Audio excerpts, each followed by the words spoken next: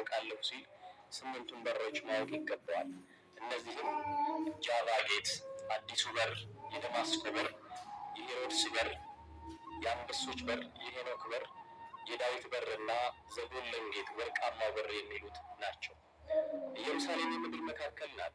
በደብረ መድኃኒት በማእከለ ምድር እንደተባለው በምድር መካከል መድኃኒትን አደረግህ ተብሎ በዳዊት መዝሙር እንደተገለጸው እግዚአብሔር ለነቢየ ዳዊት እንደነገረው ለአዳም የገባው የማዳን ተስፋ ቃል የሚፈጸመው በኢየሩሳሌም ነው። እስራኤላውያን በግብፅ በባርነት ቀንበር እያሉ ሀገር አጥተው በባዕዳን ሀገር ሲኖሩ ሀገራችሁ ትገባላችሁ፣ ምድረ ርስትን ትወርሳላችሁ የተባሉት ምድረ ርስት ከነአን የተስፋይቱ ምድር የተባለችው ኢየሩሳሌምና አካባቢዋ ናት።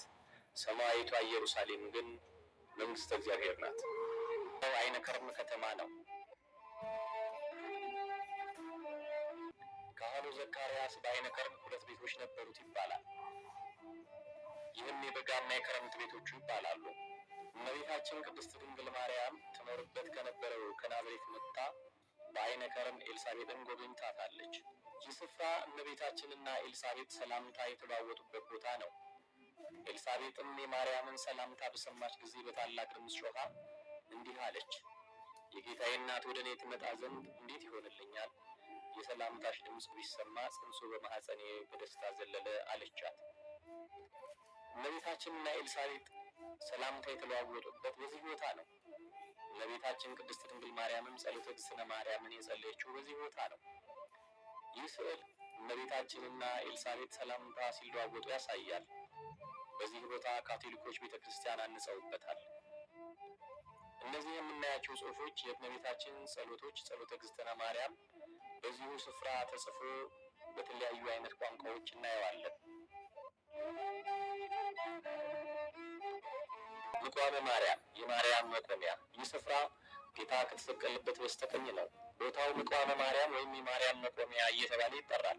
እመቤታችን ቅድስት ድንግል ማርያም ጌታ ሲሰቀል ከመስቀሉ ስር ሆና ታለቅስበት የነበረበት ስፍራ ነው። ይህ ስፍራ ሐዋርያው ቅዱስ ዮሐንስ ጌታን ይወደው የነበረ ደቀ መዝሙር ቆሞ እመቤታችንን በአደራ የተቀበለበትና ያለቅስበት የነበረበት ቦታ ነው። ይህ ሐዋርያው ቅዱስ ዮሐንስ ነው። የጌታችን ትንሣኤ የሚገልጸው ቦታ ጌታ በ3ኛው ቀን ከመቃብር ሲነሳ ለመግደላዊት ማርያም ተገልጿል። አትንኪኝ፣ መነሳቴን ለደቀ መዛሙርት ንገሪያቸው ሲላት የሚያሳየው ቦታ ይህ ነው። እዚህ ጎልጎታ እያለን እነዚህ የምንመለከታቸው አምዶች፣ ምሰሶዎች እጅግ ዕድሜ የጠገቡ ናቸው። በ325 በንግሥት እሌኒ የታነጹም ናቸው። ኢየሩሳሌም ለብዙ ጊዜ በጦርነት ስትፈርስ፣ ይህ ጎልጎታ ግን አልተነካም። ጥንታዊ ይዘቱን እንደያዘ ዛሬም ድረስ በአማረ መልኩ እንዲሁ እናየዋለን። 2 ጉድጓዶች። ይህ ስፍራ ጌታችንን ከመስቀላቸው በፊት በሰንሰለት አስረው 2 እግሮቹን በጉድጓድ ከተው ያሳደሩበት ቦታ ነው። ክብር ይግባውና ስለ ሰው ፍቅር የከፈለውን መከራ ነቢዩ ኢሳይያስ እንወደው ዘንድ ደምግባቴ ትልቅ ድንጋይ ጌታ በዕለተ ዓርብ ሲሰቀል ፀሐይ ሲጨልም ጨረቃ ደም ሲመስል ከዋክብት ሲረግፉ አለታት ተሰንጥቀዋል። የተሰነጠቀውን አለት ይህ የምንመለከተው የተሰነጠቀ ትልቅ ድንጋይ አለት ነው። በጎልጎታ ይገኛል።